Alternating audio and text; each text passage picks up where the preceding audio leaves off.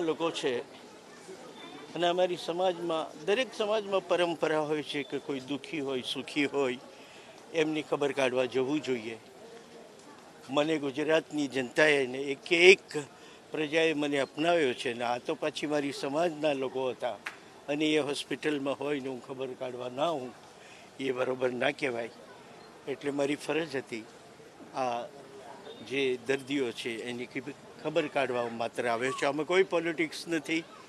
ખરા દિલથી ખરી ચાહનાથી મારી સમાજના માણસોને હું અહીંયા મળવા આવ્યો છું. ઘટના તો દુઃખદ ઘટના જ છે. આ બહુ ખરાબ ઘટના કહેવાય આને. એ હું વખોડું છું. રાજકીય પક્ષના અનેક લોકો અનેક નેતાઓ અહીંયા મળવા આવ્યા છે. શું માનો છો તમે આને લઈને રાજકારણ ફેલાઈ રહ્યું છે? એવી બધી બાબતોમાં હું કલાકાર છું, પડવા માગતો નથી.